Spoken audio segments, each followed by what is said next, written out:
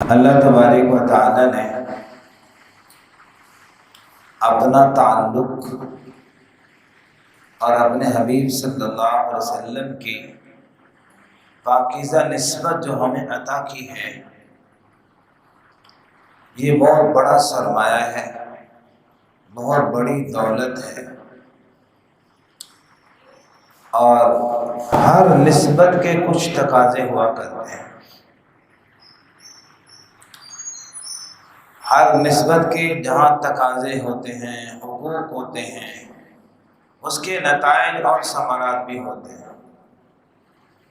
اگر انسان اس نسبت کے تقاضے پورا کرتا رہے، اس کے ثمرات اور اس کے نتائج بہت اچھے نکلتے ہیں۔ اور جب اس نسبت کے ثمرات نتائج پر نظر ہو مگر اس کے تقاضے پورے کرنے کا احساس اور فکر نہ ہو، تو ظاہر ہے کہ پھر اچھے نتائج بھی سامنے نہیں آتے۔ اس کی بہت ساری مثالیں اللہ نے قرآن پاک میں بھی بیان فرمائی۔ خود نبی پاک صلی اللہ علیہ وسلم کے گھرانے کا ذکر کرتے ہوئے اللہ نے ایک مقام میں اس بات کا ذکر فرمایا کہ شروع میں چونکہ مال کی فراوانی نہیں تھی، وسعت نہیں تھی، اس لیے بڑی مشکلات کے ساتھ نظام چلتے رہے گھروں کے، مگر جب اسلام میں فتوحات کا سلسلہ شروع ہوا تو اللہ نے مال کی وسعتیں عطا فرما دی، فراوانیاں عطا فرما دی۔ تو محبوب دو عالم صلی اللہ علیہ وسلم کے ازواج مطہرات کی طرف سے ایک تقاضا آیا کہ ہمارے نان و نفقہ میں کچھ وسعت کی جائے، اضافہ کیا جائے۔ تو یہ تقاضا کو غلط نہیں تھا، تقاضا بالکل ٹھیک تھا۔ اور آپ کو یہ بھی معلوم ہونا چاہیے کہ وہ بھی تو میرے محبوب کے گھرانے کے لوگ تھے، میرے محبوب کی ازواج مطہرات تھیں۔ ان کو اگر زیادہ مال و دولت ملتا تو انہوں نے کرنا کیا تھا؟ میں اور آپ اگر ہمارے پاس مال کی وسعت آ جائے تو ہمارے بارے میں تو ہو سکتا ہے اور ہو نہیں سکتا، بلکہ یقیناً ہوتا ہے، ہم اس مال کو غلط جگہ استعمال کرتے ہیں، اللہ کے نافرمانی والے کاموں میں استعمال کرتے ہیں۔ تو نبی پاک صلی اللہ علیہ وسلم کے ازواج مطہرات کی طرف سے جب یہ تقاضا آیا تو یہ تقاضا صحیح تھا، جائز تھا۔ اور پھر اگر زیادہ مال کی وسعت ہوتی تو ہونا کیا تھا؟ انہوں نے اللہ کے راستے میں اس کو خرچ کرنا تھا، شریعت کے تقاضوں کو ہی پورا کرنا تھا۔ مگر چونکہ نسبت تھی نبی پاک صلی اللہ علیہ وسلم کے ساتھ، تعلق تھا نبی پاک صلی اللہ علیہ وسلم کے ساتھ، اس تعلق کا تقاضا کچھ اور تھا۔ اس تعلق کا تقاضا یہی تھا کہ بس یہ ہمارا تعلق، ہماری نسبت جب مل گئی، اب دنیا کی طرف نظر اٹھنی ہی نہیں چاہیے، بس چاہے اس کے ہزاروں نیک مقاصد کیوں نہ ہو۔ تو نبی پاک صلی اللہ علیہ وسلم کے گھرانے نے جب یہ تقاضا رکھا تو شریعت کی طرف سے قرآن پاک میں کچھ آیات آ گئی۔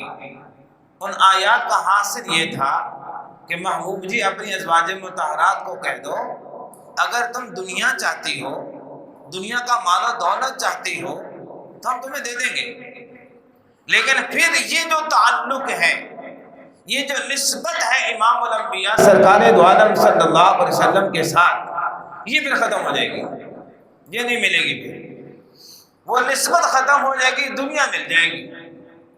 اور اگر تم اللہ کو چاہتی ہو، اللہ کے حبیب صلی اللہ علیہ وسلم کی نسبت اور یہ پاکیزہ تعلق چاہتی ہو تو پھر اللہ تمہیں دنیا میں کیا آخرت میں بہت کچھ عطا کرنے والے ہیں۔ تو یہ اس نسبت کا تقاضا تھا کہ نظر ادھر ہونی ہی نہیں چاہیے۔ تو میں عرض کر رہا تھا کہ یہ جو نسبت ہوتی ہے، یہ جو تعلقات ہوتے ہیں، ہر تعلق اپنا ایک تقاضا رکھتا ہے۔ ہر نسبت اپنے حقوق اور تقاضے رکھتی ہے، تو مجھے اور آپ کو بھی یہ نسبت حاصل ہے۔ اس نسبت کا کچھ تقاضا بھی ہے۔ اب سوال مجھے اور آپ کو اپنے آپ سے کرنا ہے کہ کیا اس نسبت کا جو تقاضا تھا میں آپ پورا کر رہے ہیں؟ ایک ایسا سوال ہے، اس کا جواب میرے پاس بھی ہے، آپ کے پاس بھی ہے۔ اپنے گریبان میں جھانک کر دیکھیں گے تو جواب آئے گا۔ اس نسبت کا تقاضا کیا ہے؟ اور یاد رکھیے، جب نسبت کے تقاضے پورے ہوتے ہیں تو اللہ کی طرف سے اجر و ثواب کا سلسلہ شروع ہوتا ہے۔ اس کا پھر کوئی پیمانہ نہیں ہوتا۔ دنیا اس اجر و ثواب کو پیمانہ کے ساتھ ماپ بھی نہیں سکتی۔ اللہ پاک ایسا اجر و ثواب عطا فرماتے ہیں۔ اور جب نسبت اونچی ہوتی ہے اور اس کے جب تقاضے پورے نہ ہو تو پھر وبال بھی اسی معیار کا آتا ہے۔ اس کی مثال بھی قرآن پاک کے اندر اللہ نے بیان فرمائی ازواج مطہرات کے حوالے سے۔ فرمایا کہ اگر تمہاری طرف سے اس نسبت جو تمہیں محبوب دو عالم صلی اللہ علیہ وسلم کی حاصل ہے، اگر تم اس کا لحاظ نہیں کرو گی تو فرمایا کہ اللہ کی طرف سے جو عذاب ہوگا وہ بھی دگنا ہو جائے گا۔ تو اس لیے میں عرض کر رہا تھا کہ ہر نسبت کے تقاضے ہیں۔ پھر اللہ نے اسی 22ویں پارے کے شروع میں وہ تقاضے بھی بیان کیے۔ محبوب دو عالم صلی اللہ علیہ وسلم کے ازواج مطہرات کو بتایا کہ وہ تقاضے ہیں کیا۔ ان تقاضوں میں سے مثلا ایک تو یہ کہا کہ وَقَرْنَ فِي بُيُوتِكُنَّ وَلَا تَبَرَّجْنَ تَبَرُّجَ الْجَاهِلِيَّةِ الْأُولَىٰ، گھروں میں رہنا ہے۔ گھر میں رہ کر کیا کرنا ہے؟ وَاذْكُرْنَ مَا يُتْلَىٰ عَلَيْهِ، اللہ کا ذکر کرنا ہے۔ اقِمْنَ الصَّلَاةَ، نماز کا اہتمام کرنا ہے۔ نماز کا اہتمام، ذکر و تلاوت کا اہتمام، یہ ساری چیزیں، یہ تقاضے بیان کیے جا رہے تھے۔ فرمایا کہ جب تقاضے پورے ہوں گے تو اللہ کی محبت ملے گی، اللہ کا تعلق ملے گا، دنیا کیا آخرت مل جائے گی۔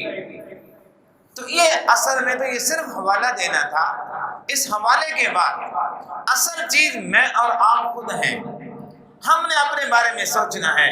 اللہ کا تعلق مل گیا لا الہ الا اللہ پڑھنے سے، محبوب دو عالم صلی اللہ علیہ وسلم کی پاکیزہ نسبت مل گئی محمد الرسول اللہ صلی اللہ علیہ وسلم پڑھنے سے۔ اب اللہ کا تعلق بھی ہے، محبوب دو عالم کی پاکیزہ نسبت بھی ہے۔ اب یہ نسبت پوری ہو رہی ہے، اس کے تقاضے پورے ہو رہے ہیں یا نہیں ہو رہے، یہ ہمارے لیے قابل فکر سوال ہے اور بڑا ہی اہم سوال ہے، اور اس کا جواب تلاش کرنے کی ضرورت ہے۔ جیسے جیسے اس جواب کے پیچھے ہم چلیں گے تو انشاءاللہ ہمارے راستے کھلتے چلے جائیں گے اور اس نسبت کے تقاضے سمجھ آتے چلے جائیں گے، اور عمل کی پھر آگے توفیق بھی بڑھتی چلی جائے گی۔